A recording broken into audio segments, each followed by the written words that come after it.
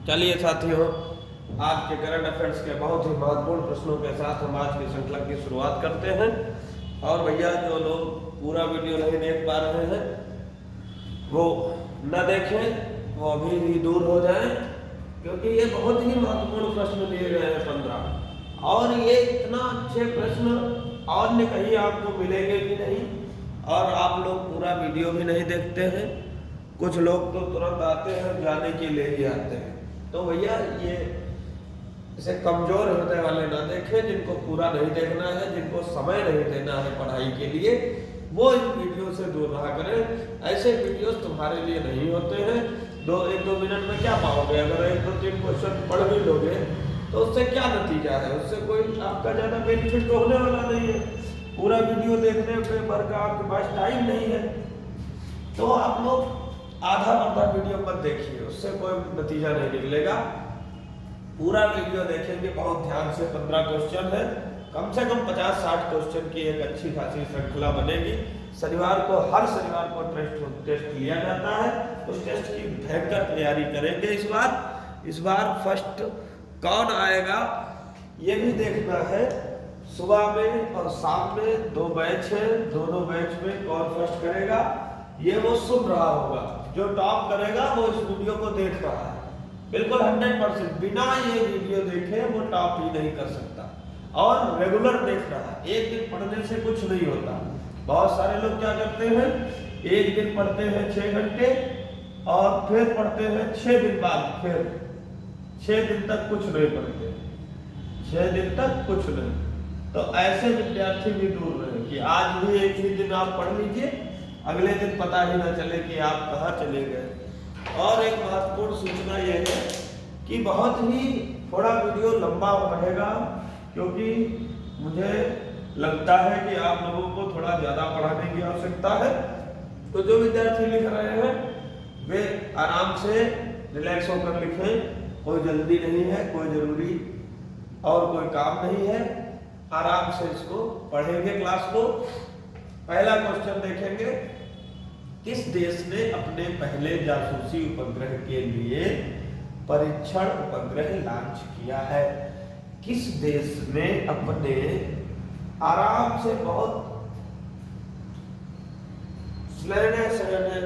धीरे धीरे पढ़ाई कर लेंगे और कोई समस्या नहीं आएगी।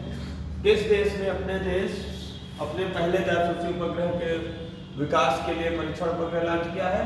ये देश है उत्तर कोरिया। फर्स्ट का आंसर उत्तर कोरिया। बढ़िया तैयारी करेंगे शनिवार की दमदार, क्योंकि आपके घर वाले भी देख रहे होंगे वीडियो, उन्हें भी खुशी मिलेगी। उत्तर कोरिया।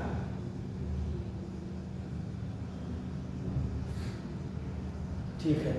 स्वदेश दर्शन 2.0 में बिहार के किन स्थानों को शामिल किया गया है?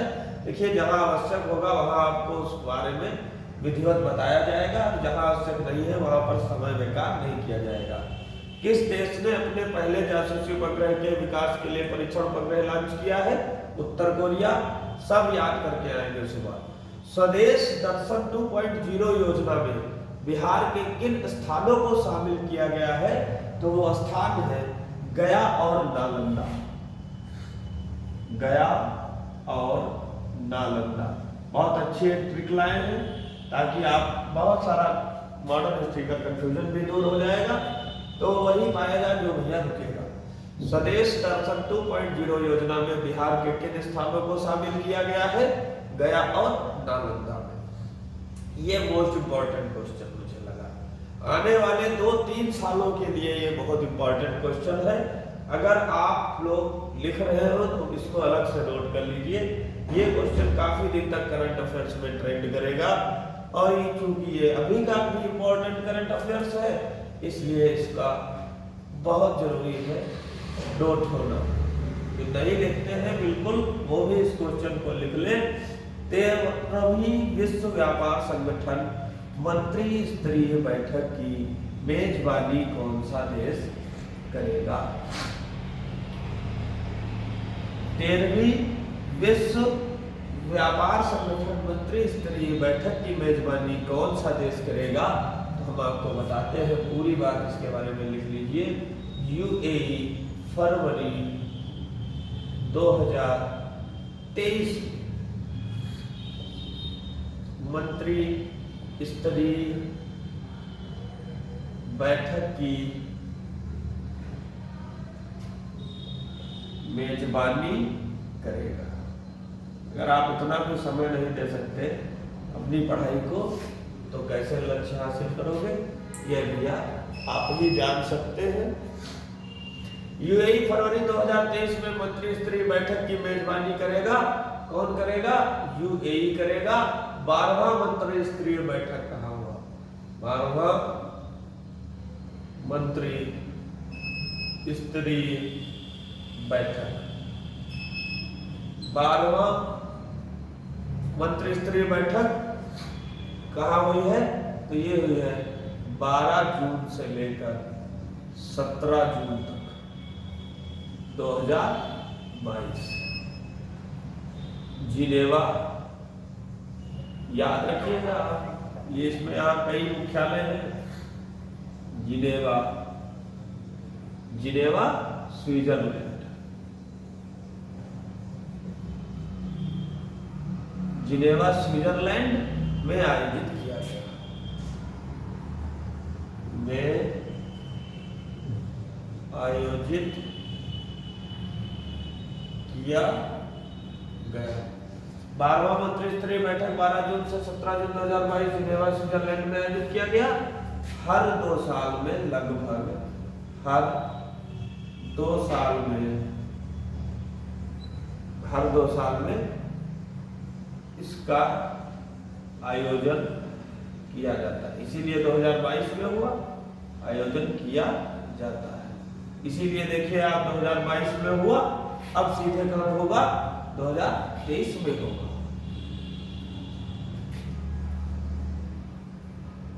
2 साल में किया जाता है।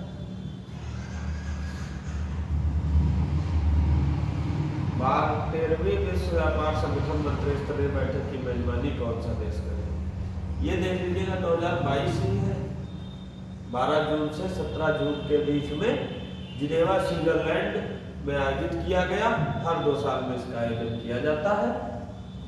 ठीक है, बैठक। WTO विश्व व्यापार संगठन का मतलब क्या है? WTO भी कहते हैं कि स्थापना कब हुई थी? इसकी स्थापना हुई थी 1995 में। और इसका मुख्यालय कहाँ है? इसका मुख्यालय कहाँ है? जिनेवा स्विट्जरलैंड, जिनेवा स्विट्जरलैंड में इसका मुख्यालय है। और वर्तमान समय में विश्व व्यापार संगठन में, विश्व व्यापार संगठन में कुल 164 देश शामिल है। देखिए, मित्र, घबराने की जरूरत नहीं है। ठीक है, विश्व व्यापार संगठन के मंत्री स्तरीय बैठक की मेजबानी कौन सा देश करेगा? तो यूएई करेगा। फरवरी 2023 में मंत्री स्तर बैठक की मेजबानी करेगा। और 12वां मंत्री स्तरीय नहीं 2022 वाला हो सकता है, 21 वाला हुआ। तो थोड़ा सा ये डाउट में है, हम आपको कमेंट बॉक्स में पिन करके बताएंगे। आप ही बताना कमेंट बॉक्स में, ये 2022 ही है, क्योंकि 2 साल में इसका आयोजन होता है, इसलिए हम ये कह रहे हैं। तो बाकी सब समझ में आ गया। WTO की स्थापना 1995 में हुई थी। मुख्यालय जिनेवा स्विट्जरलैंड में है। वर्तमान समय में विश्व व्यापार संगठन में कुल 164 देश शामिल है। ये भी हम फिर कल मिलेंगे, फिर आपको क्लियर हो जाएगा। दोबारा से हम इस क्वेश्चन को फिर से देखेंगे। ठीक है, बिल्कुल घबराइए नहीं, परेशान मत होइए। भारतीय सेना ने हाल ही में किस बैलिस्टिक मिसाइल को प्राप्त किया है? तो इसका नाम है प्रलय। इसका नाम है प्रलय। और इसकी मारक क्षमता आपको बताते हैं कितनी है। इसकी मारक क्षमता बताते हैं आपको, इसकी मारक क्षमता कितनी है 150 से, इसकी मारक क्षमता कितनी है 150 से 500 किलोमीटर तक इसकी मारक क्षमता है प्रलय की। भारतीय सेना ने हाल ही में किस बैलिस्टिक मिसाइल को प्राप्त किया है, तो प्रलय को प्राप्त किया है। भारतीय सेना ने हाल ही में किस बैलिस्टिक मिसाइल को प्राप्त किया है, प्रलय। मारक क्षमता 150 से 500 किलोमीटर तक। क्लियर। देखिए क्वेश्चन लिखने का टाइम दे दिया जाता है, शुरुआत में ही रोककर वीडियो लिख लीजिए। किस स्थल को यूनेस्को विरासत स्थलों की अस्थायी सूची में जोड़ा गया है, ये क्वेश्चन भी थोड़ा सा जरूरी है, इस क्वेश्चन के बारे में जानना बहुत आवश्यक है। बताइए इस स्थल को यूनेस्को विरासत स्थलों की सूची में अस्थायी सूची में जोड़ा गया है, यह क्वेश्चन अच्छा प्रश्न है, बताते हैं आपको। देखिए पहला जो है यह है वडनगर शहर, और ये भैया कहाँ है, तो ये गुजरात में स्थित है, गुजरात में स्थित है। दूसरा है बताइए सूर्य मंदिर, और ये सूर्य मंदिर मोढेरा, ये गांव का नाम है, ये सूर्य मंदिर है, और ये है ये भी भैया गुजरात में, ये भी कहाँ स्थित है, गुजरात में स्थित है। और तीसरा है रॉककट मूर्तियां, रॉककट मूर्तियां, ये कहाँ है, तो ये है त्रिपुरा, त्रिपुरा। ये तीन चीजें हैं जिसे क्या किया गया है, यूनेस्को विरासत स्थल में, यूनेस्को विरासत स्थल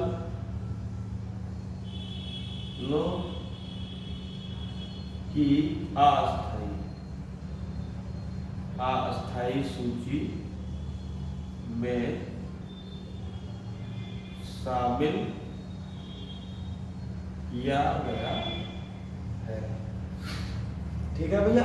और आपको एक बात बताते हैं मोढेरा गांव की अच्छी बात आपको बताते हैं कि यह भारत का पहला सौर ऊर्जा से चलने वाला गांव है। कौन, मोढेरा, मोढेरा गुजरात। क्या है इसकी विशेषता, सौर ऊर्जा से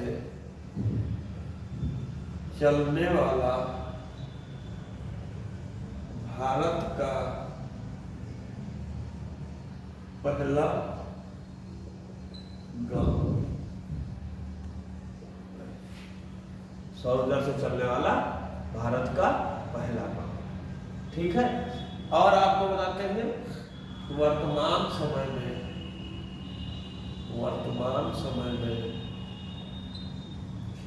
40 स्थल यूनेस्को विरासत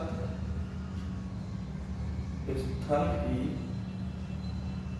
सूची में है। इनकी संख्या कितनी है भैया, तो इनकी संख्या है 40। पढ़ लो भाई, पढ़ लो, ऐसा नहीं है कि ये सब फर्जी बता रहे हैं, पेपर में आता है, पूछा जाता है, यूट्यूब पर वीडियो पड़ी रहेगी, जब पेपर में आपकी आएगा तो वीडियो से और पेपर मिलाया जाएगा, फिर देखा जाएगा। हम भी देखते हैं पेपर कैसे इससे बाहर बनता है। जब जिस दिन से करंट अफेयर्स बनाना शुरू किए हैं मित्र, पीछे ढूंढ के सारी करंट अफेयर्स के वीडियो देख लो, और आज के बाद जो भी वीडियो मिलेगी वो बहुत स्पेशल और बहुत ही दमदार मिलेगी आपको। आपने कल्पना भी नहीं की होगी इतनी अच्छी पढ़ाई की जितनी अच्छी पढ़ाई आज से ऑनलाइन में देने का प्रयास मैं करूँगा। कल काफ़ी विद्यार्थियों ने शेयर किया, स्क्रीनशॉट कहा था, स्क्रीनशॉट भी लगाया और प्रयास किया, तो थोड़ा सा मोटिवेशन मिला। आज देखिए क्लास कितनी ज़बरदस्त बनती है। अगर आप पढ़ने वाले हैं तो निश्चित ही आपको मजा आएगा पढ़ने में। और कुछ यूनेस्को की बात बता देते हैं, चलिए यूनेस्को की फुल फॉर्म बता देते हैं आपको। यूनेस्को देख लेते हैं, आपको दिखाई पड़ रहा है स्पष्ट कि नहीं? बिल्कुल दिखाई पड़ रहा है। वाह भाई वाह, मजा आ जाएगा आपको आज पढ़कर। बिल्कुल टेंशन नहीं लेना, घबराना नहीं, ये मत कहना पता नहीं क्या पढ़ाया देते।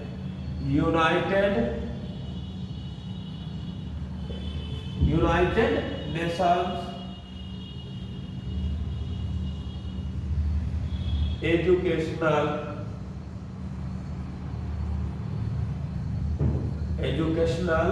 साइंटिफिक एंड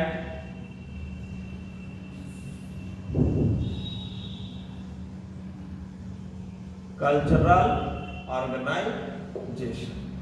इसकी स्थापना कब हुई थी? तो इसकी स्थापना हुई थी, कब हुई थी भैया? 16 नवंबर 1995 को इसकी स्थापना हुई थी। इसका मुख्यालय कहाँ है? मुख्यालय की अगर बात की जाए तो इसका मुख्यालय मैं दूसरे कलर से लिख दूं। इसका मुख्यालय कहाँ है? इसका मुख्यालय है पेरिस, फ्रांस। सारी बातें बता दी हैं, बहुत अच्छे से नोट रखना दोस्त, बहुत अच्छी जानकारी। कभी ऑफलाइन में भी ऐसे पढ़ाते थे, आज आपको ऑनलाइन में भी पढ़ा रहे हैं। कोई दिक्कत नहीं है दोस्त, इससे अच्छी पढ़ाई आपको नहीं मिलेगी। घर बैठे आपको इतना अच्छा मटेरियल मिल रहा है, तब भी आप अगर न पढ़िए तो फिर आप भाग्य को भी दोष मत दीजिएगा। कितनी अच्छी व्यवस्था थी, हम नहीं पढ़े तो ये आप अपनी गलती दीजिएगा। हमने रिवीजन नहीं किया, साधन थे आपके पास, बहुत अच्छे साधन थे, बहुत अच्छे टीचर मिले आपको, बहुत अच्छी पढ़ाई मिली, बहुत अच्छी है क्लास अगर पहुंच गई और यहाँ तक अगर बने रहे तो बस नियम बना लीजिए। जैसे आपके लिए खाना जरूरी है, पानी पीना जरूरी है, वैसे ही इस क्लास को पढ़ना, उसके बाद रिवीजन करना, ये भी आपके लिए बहुत जरूरी है। जनजातीय शीतकालीन महोत्सव की मेजबानी किस प्रदेश ने की?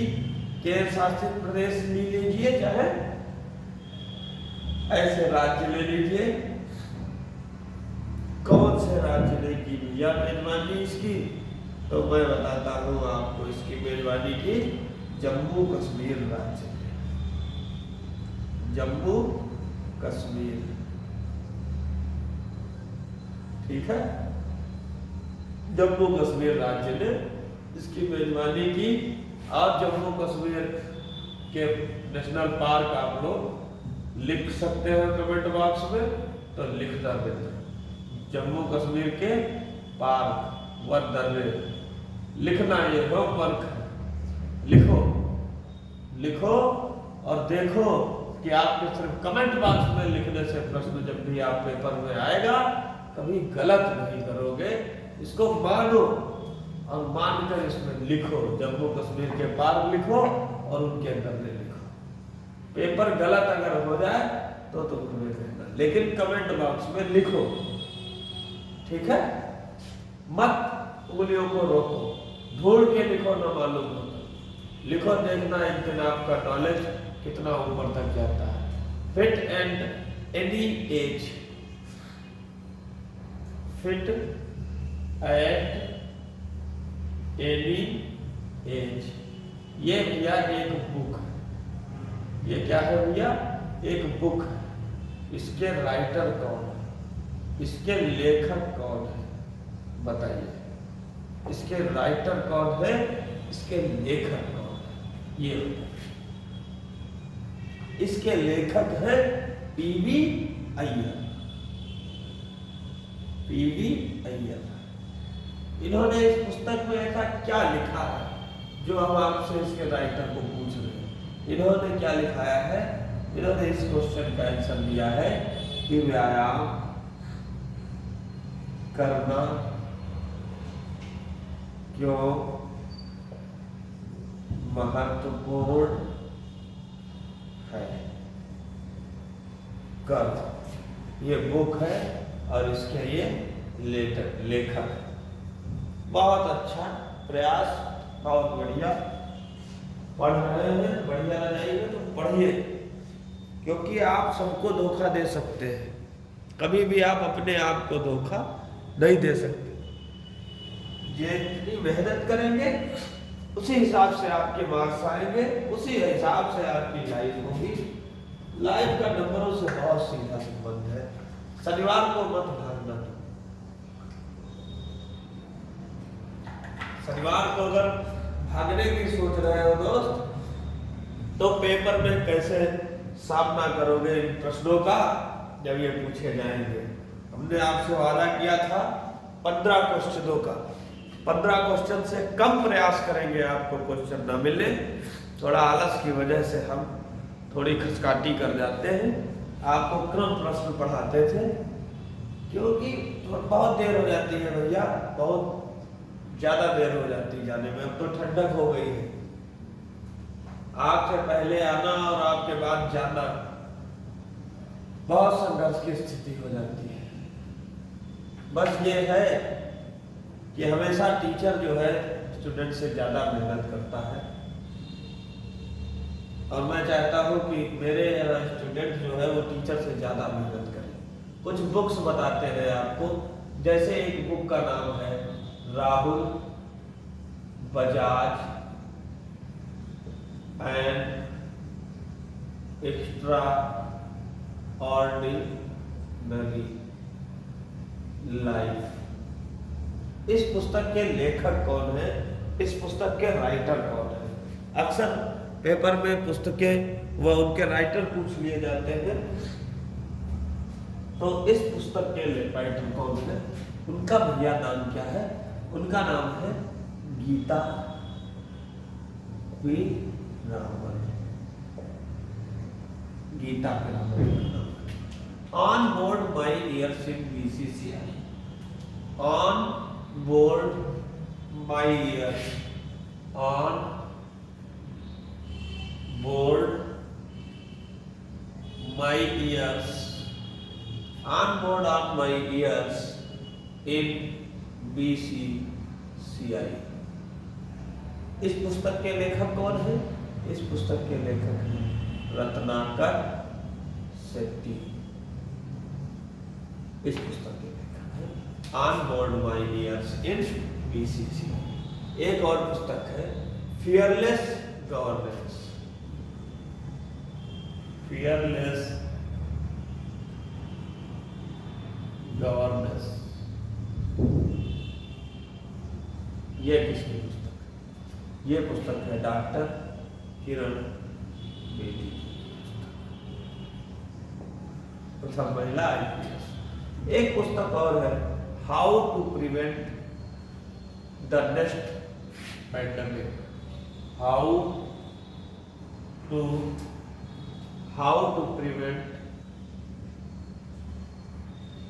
prevent the next pandemic. ये बुक किसने लिखी है? बहुत इंपॉर्टेंट पुस्तक है, इसको लिखा है बिल गेट्स ने। बहुत इंपॉर्टेंट पुस्तकें हैं ये, जिनको हम आपको पढ़ाने के लिए आज लेकर आए हैं। और इन किताबों, हमने आपसे वादा किया है कि हम करंट अफेयर्स इस क्लास के बाहर नहीं जाने, चाहे मुझे कुछ एक्स्ट्रा क्लासेस लगानी पड़े, और आपको बेहतरीन तैयारी करने को मिलेगी। 10 प्रश्न शनिवार को पूछे जाएंगे इन्हीं videos test. How to Bill Gates की Lata a life in music, Lata और ए लाइफ इन म्यूजिक, ये बुक किसने लिखी है? ये लिखी है यवेंद्र मिश्रा ने। ये बुक किसने लिखी? यवींद्र मिश्रा। ये इतने राइटर हैं, इनको जरूर पढ़ लें। फिर हम आगे आपको पढ़ाते हैं किस पनडुब्बी को भारतीय नौसेना में शामिल किया गया। बहुत अच्छी किताबें, 1 2 3 4 5 किताबें हैं। फिर आगे हम और पढ़ा देंगे आपको, आप बस पढ़ते जाइए इतना, ठीक है? पढ़ते रहिए भाई, आपको अच्छी अच्छी जानकारी देने का और प्रयास करेंगे और बेहतर क्लास लेकर आएंगे। बस थोड़ा सा आप भी साथ दीजिए। अगर इतनी ठंडक में हम आपके लिए ये वीडियो बना रहे हैं तो भाई आपको भी चाहिए इसको लगातार शेयर करते रहें, वीडियोस को आगे पहुंचाते रहें, ताकि सच बात ये है मित्र कि जब हम कभी किसी के लिए भला करते हैं तो बिल्कुल चंदन की तरह होता है, कहने के लिए लगाते हैं, दूसरे के माथे पर लगता है, अपने हाथ पर भी है। तो इसलिए कर भला तो हो भला, कर भला तो हो भला। क्लास आप आगे शेयर कर दीजिए, हो सकता है वो मेहनत करने वाला बंदा होगा तो वो पढ़ लेगा, इसमें आपको भी थोड़ा सा पुण्य मिलेगा। किस पनडुब्बी को भारतीय नौसेना में शामिल किया गया है? इस पनडुब्बी का नाम है INS वागीर। INS वागीर। परमाणु ऊर्जा नियामक बोर्ड का अध्यक्ष किसे चुना गया है? किसे चुना गया भैया? दिनेश कुमार शुक्ला। किसे चुना गया है? दिनेश कुमार शुक्ला जी को चुना गया है। दिनेश कुमार शुक्ला को चुना गया। किसे चुना गया भैया? दिनेश कुमार शुक्ला। ये बिल्कुल नया पेन, वो पुराना पेन। दिनेश कुमार शुक्ला भारत के पहले, अरे विश्व के दूसरे इन्फेंट्री संग्रहालय का उद्घाटन कहाँ किया गया? अब या तो तुम पहला बताओ या तो दूसरा बताओ, या तो भारत के पहले बताओ या तो विश्व के पहले बताओ, क्योंकि विश्व में एक हो चुका है, खुल चुका है इन्फेंट्री संग्रहालय, और एक भारत का ये पहला है। तो भारत का पहला और विश्व के दूसरे इन्फेंट्री संग्रहालय का उद्घाटन कहाँ किया गया? तो ये किया गया है इंदौर में। इंदौर। चलिए कुछ आसान प्रश्न, बढ़िया नीचे प्रश्नों के साथ आंसर भी, यहाँ तक जो आया है वो अच्छा और लिख सकता है, क्योंकि हम मिटा भी नहीं रहे हैं। बढ़िया है, धैर्य रखे रहे तो अच्छे से देखिए, दिख रहा होगा, ब्लर भी नहीं हो रहा होगा अगर मन से पढ़ रहे होंगे। अगर मन से नहीं पढ़ेंगे तो ब्लर हो जाएगा। थोड़ी देर भी नहीं पढ़ना चाहते हो फिर कहते हो सिलेक्शन नहीं हुआ। 11 नंबर की बात कर लो। भारत का पहला ग्रीन स्टील प्लांट कल्याण फेरेस्टा लॉन्च किया गया है। बताइए कहाँ, किसने लॉन्च किया है? किसने? बड़ा क्वेश्चन है, क्वेश्चन ही नहीं रह गया। किसने भारत का पहला ग्रीन स्टील प्लांट कल्याण फेरेस्टा को लॉन्च किया है? तो ये हमारे हैं इस्पात मंत्री, इस्पात मंत्री, और इनका नाम क्या है? ज्योतिरादित्य सिंधिया।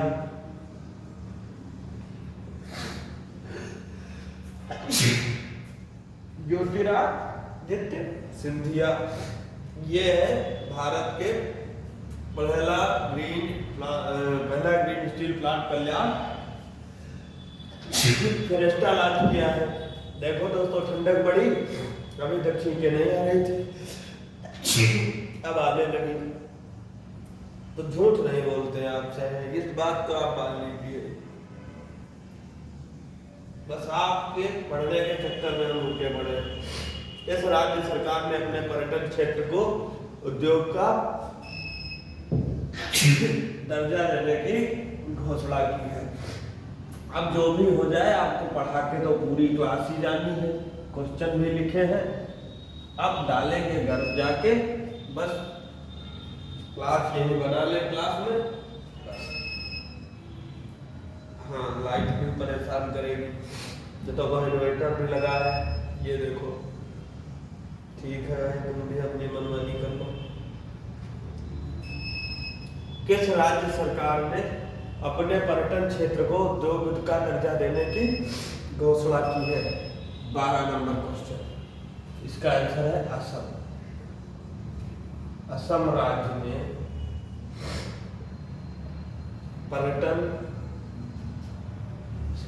पर्यटन क्षेत्र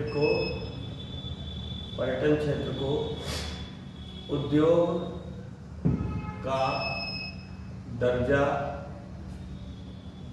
देने की घोषणा की है। अरे नहीं, क्लास तो पूरी बनेगी। क्यों? क्योंकि भैया जब उद्योग का दर्जा मिल जाएगा पर्यटन क्षेत्र को, तो इसमें इन्वेस्टमेंट ज़्यादा होगा और पर्यटन क्षेत्र को भी बढ़ावा मिलेगा। तो कौन सा राज्य है? असम। असम के राष्ट्रीय उद्यान बहुत पूछे जाते हैं पेपर में। असम के राष्ट्रीय उद्यान। बाकी अब असम राज्य की बात अगर हम करने जा रहे हैं तो आप क्या लिखेंगे? आप सीएम लिखेंगे, आप राज्यपाल लिखेंगे, और भाई बहुत अच्छे जो स्टूडेंट है वो लोकसभा, राज्यसभा, सीटें लिख देंगे।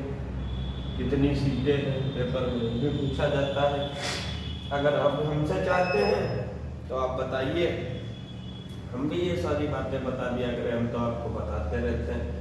असम का जो सबसे फेमस राष्ट्रीय उद्यान है वो है भैया काजीरंगा नेशनल पार्क कहो चाहे राष्ट्रीय उद्यान कहो। बहुत इम्पोर्टेंट नेशनल पार्क है। पिछली वीडियो में हम अन्य राज्यों के भी बता चुके हैं। ये किसके लिए फेमस है? एक सींग वाले गैंडे के लिए फेमस है। एक सींग वाले गैंडे पाए जाते हैं। दूसरा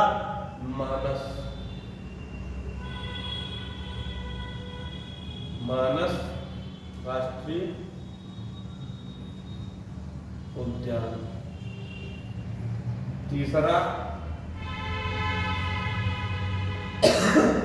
नामेरी राष्ट्रीय उद्यान। चौथा, पांचवा,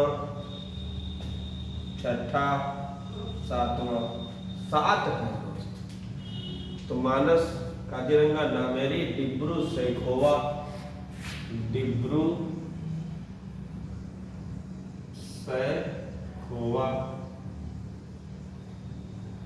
राष्ट्रीय उद्यान। ठीक है दोस्तों, 4 हो गए। 5वां राजीव गांधी ओरंग नेशनल पार्क। इसको ध्यान से पढ़िएगा क्योंकि और भी डाउट वाले पार्क है इसके साथ। राजीव गांधी ओरंग राष्ट्रीय उद्यान। वहां तक दोस्तों दिखाई पड़ रहा है बिल्कुल स्पष्ट? अरे वाह, बहुत अच्छा दिख रहा है। पढ़ते रहिए आप, सब कुछ दिख रहा है, बढ़िया बोर्ड दिख रहा है। तेहिंग पटकई राष्ट्रीय उद्यान। जरूर दोस्तों, ये देखिए सारे पता होंगे ना अपने को, तो एक बहुत अच्छा प्लेटफॉर्म मिल जाता है कि हाँ, अगर कोई मान लीजिए राष्ट्रीय उद्यान हमें नहीं आता है तब भी हम जानते हैं कि असम में तो नहीं होगा, क्योंकि असम के तो मुझे सारे पता है। तो मित्र, आसन छांटने में बहुत आसानी हो जाती है। एक है रायमोना राष्ट्रीय उद्यान। रायमोना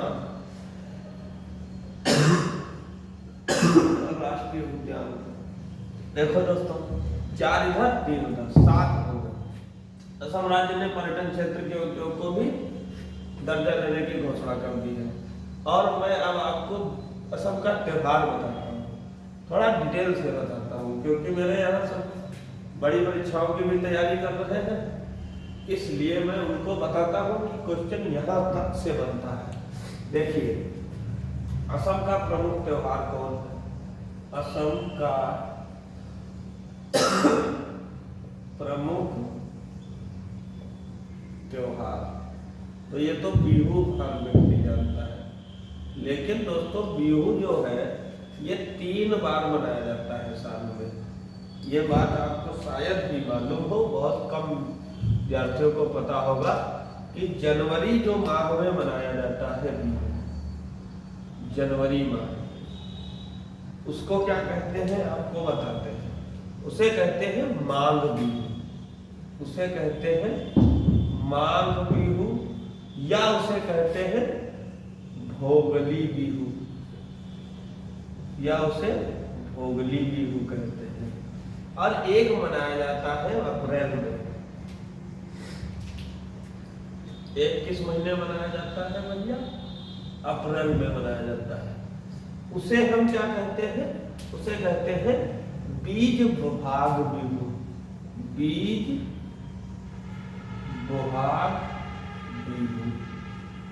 और एक मनाया जाता है आपका अक्टूबर नवंबर में, अक्टूबर नवंबर में, उसे हम कहते हैं केला या कोंगाली बिहू, केला बिहू या कोंगाली बिहू। ये 3 प्रकार के बिहू त्योहार मनाए जाते हैं जो कि फसलों से संबंधित होते हैं। इतना डिटेल से हमने आपको पढ़ाने का आज प्रयास किया है, बस इसलिए कि तुमने मित्र कल हमारे कहने से बहुत लोगों ने शेयर किया, और वीडियो को पूरा देखोगे, आधा 1 घंटे की पढ़ाई तुम्हें बिल्कुल मुफ्त में मिल रही है। तो फिर फ्री की चीज तुम कोई नहीं छोड़ते, बस पढ़ाई को छोड़कर। पढ़ाई अगर फ्री में मिले तब भी नहीं करोगे, बाकी तो सारी बातें बात की है। ठीक है, जिनकी फीस नहीं जमा है वे बहुत जल्दी जमा कर दें, और जो लोग ऑनलाइन पढ़ रहे हैं, ऑफलाइन नहीं आ रहे हैं, वो भी थोड़ी बहुत फीस जमा कर सकते हैं। हमें मालूम है सब लोग यहीं के पढ़ रहे हो। ठीक है, हो गया। क्वेश्चन छूट जाते हैं जल्दबाजी में। क्या हम एकदम बहुत जल्दी में पढ़ाते थे तो कुछ ना कुछ क्वेश्चन छूट जाते थे। हमें भी घर जाने की जल्दी रहती थी, तुरंत बना लो, तुरंत डालो, भागो। अभी आराम से पढ़िए। किस राज्य सरकार ने अपने पर्यटन क्षेत्र को उद्योग का दर्जा देने की घोषणा की है? तो असम राज्य ने। असम में 7 राष्ट्रीय उद्यान है। काजीरंगा राष्ट्रीय उद्यान 1 सींग वाले गैंडे के लिए प्रसिद्ध है। मानस राष्ट्रीय उद्यान, नामेरी राष्ट्रीय उद्यान, डिब्रू सैखोवा राष्ट्रीय उद्यान, राजीव गांधी ओरम राष्ट्रीय उद्यान, देहुम पटकई राष्ट्रीय उद्यान, रायमोना राष्ट्रीय उद्यान। 3 प्रकार से बिहू मनाया जाता है। सारी बात हमने जान ली। किसे संसद के ऊपरी सदन में उपाध्यक्ष के पैनल में नामित किया गया है? ठीक, इसका भी उत्तर जानेंगे। क्वेश्चन लिख लीजिए। किसे संसद के ऊपरी सदन में उपाध्यक्ष के पैनल के रूप में नामित किया गया है? तो ये है पीटी ऊषा। क्या नाम है इनका? पीटी ऊषा। पीटी ऊषा जी को ऊपरी सदन में उपाध्यक्ष के पैनल में नामित किया गया है। किस देश की अंतिम राजकुमारी अबीगैल कवानाकोवा का निधन हुआ है? किस देश की अंतिम राजकुमारी अबीगैल कवानाकोवा का निधन हुआ है? तो यह द्वीप कौन सा था भैया? हवाई द्वीप था। हवाई द्वीप की अंतिम राजकुमारी अबीगैल कवानाकोवा का निधन हुआ है। NAAC से A ग्रेड पाने वाला एकमात्र भारतीय विश्वविद्यालय कौन है?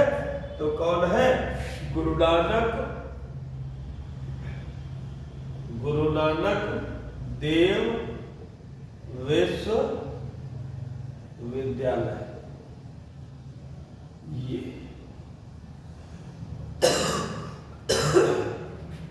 इतनी जानकारी है आपको 15 प्रश्नों की थी। अब हम बात करेंगे बहुत एक महत्वपूर्ण टॉपिक की, उसे बिना देखे बिल्कुल नहीं जाएंगे। क्योंकि ये प्रश्न पूछा जरूर जाएगा पेपर में और तुम नोट गलत करके जरूर आओगे, तो इसलिए बिल्कुल भी इस ट्रिक को मिस नहीं करेंगे। जो ट्रिक हम आपको बताने जा रहे हैं वो बहुत ही बेहतरीन ट्रिक है। जैसे आपको पता करने हैं भारत के वायसराय व गवर्नर जनरल और बंगाल के भी इसी में आ जाएंगे। तो आपको पता होना चाहिए कि कौन कौन किस क्रम में आगे तक बढ़े। तो सबसे पहले जो बना वो बना बंगाल का गवर्नर। वो सबसे पहले कौन बना? बंगाल का गवर्नर। फिर बना बंगाल का गवर्नर जनरल। इस तरीके से पूरा क्रम एक याद रखेंगे, बहुत लाभ मिलेगा दोस्तों। इस क्लास में जो ये चीज हम बताने जा रहे हैं इसका आपको बहुत बढ़िया लाभ मिलेगा। काफी बार सोचा बता दें, लेकिन आज हमने कहा आज बता ही देते हैं। बंगाल का गवर्नर जनरल, फिर बनेगा भारत का गवर्नर जनरल, फिर कौन बनेगा? भारत का गवर्नर जनरल, फिर बनेगा भारत का वायसराय, फिर कौन बना जाएगा? भारत का वायसराय।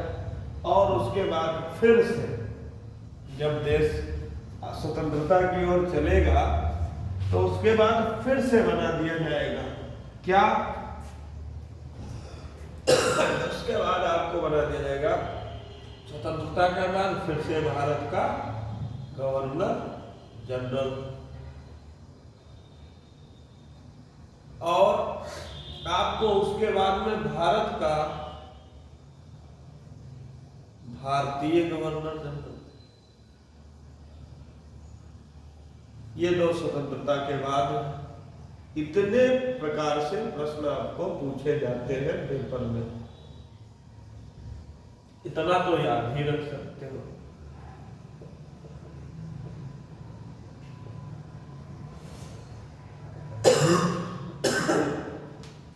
अब ट्रिक लिखते हैं, पहला पेन चल जाए थोड़ा सा। एक बहुत ही हल्की ट्रिक है, कहवे का मौसी। बस ये दोस्तों एक छोटी सी ट्रिक है याद रखने की। बस सब चीज याद रख लेते हो तो ये भी याद रख लो। जैसे पकानी को सब उसरानी का चूस और राज्यपाल की ट्रिक, वो तुम भाई कमेंट बॉक्स में कमेंट करके हमें बता दो राज्यपाल की ट्रिक क्या थी।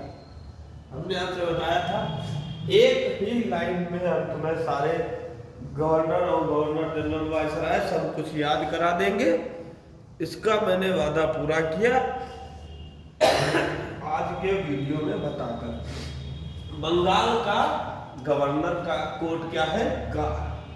का मतलब होता है रॉबर्ट क्लाइव। Robert Clive. और आपको कुछ जानकारी देते हैं हम कि रॉबर्ट क्लाइव तो ठीक, लेकिन ये गवर्नर बंगाल के बने कैसे, कब बने? देखिए, प्लासी का युद्ध हुआ था, आपने पढ़ा है। प्लासी का युद्ध 1757 में, जिसमें एक सेनापति की गद्दारी से जीत हो गई थी अंग्रेजों की। दूसरा बक्सर का युद्ध। बक्सर का युद्ध जिसके बाद शासन सत्ता पहुंच गई ईस्ट इंडिया कंपनी के हाथ में 1764। तो ये रॉबर्ट क्लाइव बना कौन? बंगाल का प्रथम गवर्नर। अरे गवर्नर तो ठीक, लेकिन प्रथम भी होना चाहिए। प्रथम गवर्नर, ये बंगाल का प्रथम गवर्नर जनरल, वो भारत का प्रथम गवर्नर जनरल, ये भारत का प्रथम वायसराय। ठीक है, ये सब करेक्शन कर लेंगे। भारत का, कौन भारत का? स्वतंत्र भारत का प्रथम, अरे वो प्रथम और उसके बाद अंतिम हो गए थे। ठीक,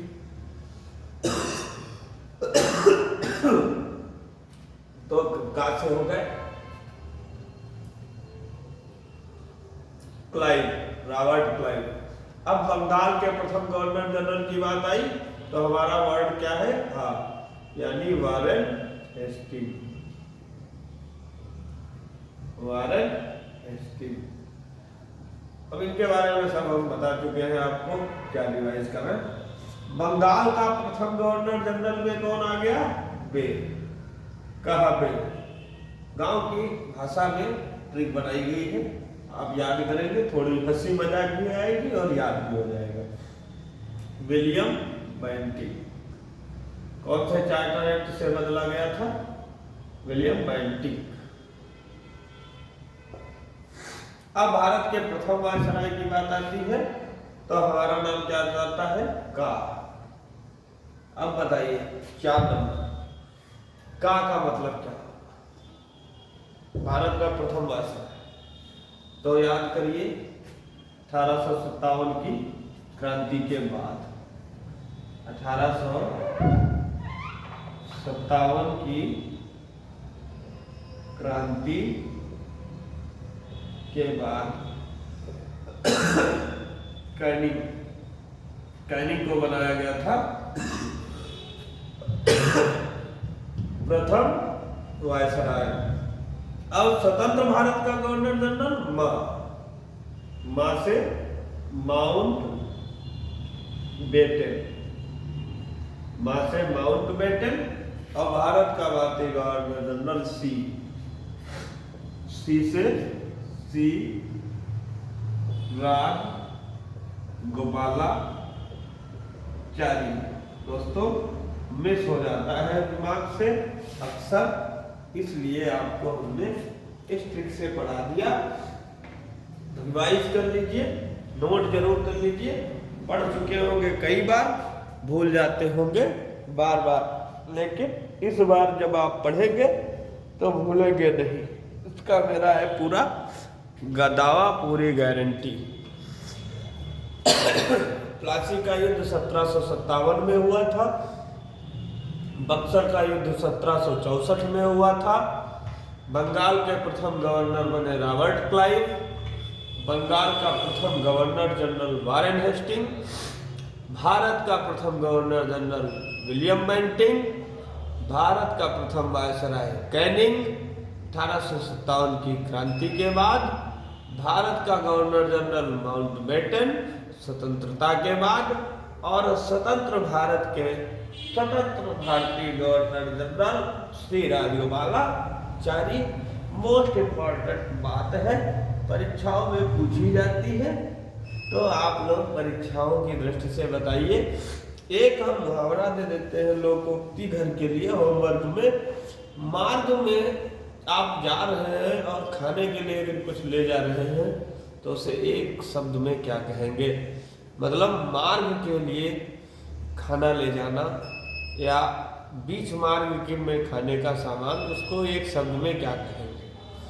ये भाई साहब इन्वेंटर है जो दुप कर रहा है, कह रहा है कि अब हो गई है बहुत मेहनत, अब जाओ घर आराम करो, सुबह फिर बढ़ाना है, टेस्ट भी बनाना है, हिंदी का तो बन गया है, जीएस का बनाना है और टेस्ट की भी बात करनी है।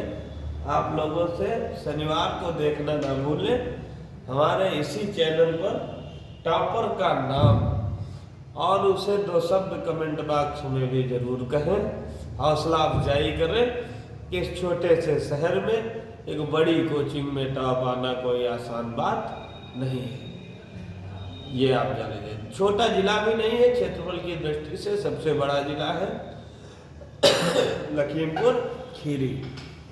तो इसलिए आप आइए, ऑफलाइन तैयारी करिए और अपने नौकरी को बिल्कुल सशक्त बनाइए। किसी भी माँ बापू जी का सपना अधूरा नहीं रहेगा। यदि वो कंटिन्यू तैयारी करेगा हमारी कोचिंग में तो सफलता तो उसके कदम चूमेगी, ये बिल्कुल फिक्स बात है। क्योंकि इतना मेहनत और इतनी शिद्दत से कौन पढ़ाता होगा। आपको देखिए सारी चीज का ऑनलाइन ऑफलाइन टेस्ट सब प्रकार से आपको सपोर्ट दिया जा रहा है। इसी के साथ हम अपनी वाणी को विराम देते हैं। कल आपसे फिर मिलेंगे इसी समय पर। देखना मत भूलें, रोज देखें, समय से देखें। इन्हीं शुभकामनाओं के साथ जय हिंद, जय भारत। स्वस्थ रहें, मस्त रहें, जहाँ भी हैं स्वस्थ रहें, पढ़ाई करते रहें। धन्यवाद। चैनल को लाइक करें, सब्सक्राइब करें, जितना हो सके अधिक से अधिक शेयर करें, ताकि ऊपर वाला सब देख रहा है, आपको झमाझम करंट अफेयर्स याद हो जाएगा। कभी जीवन में आप नहीं भूलेंगे, भूलना चाहेंगे तो भूला नहीं।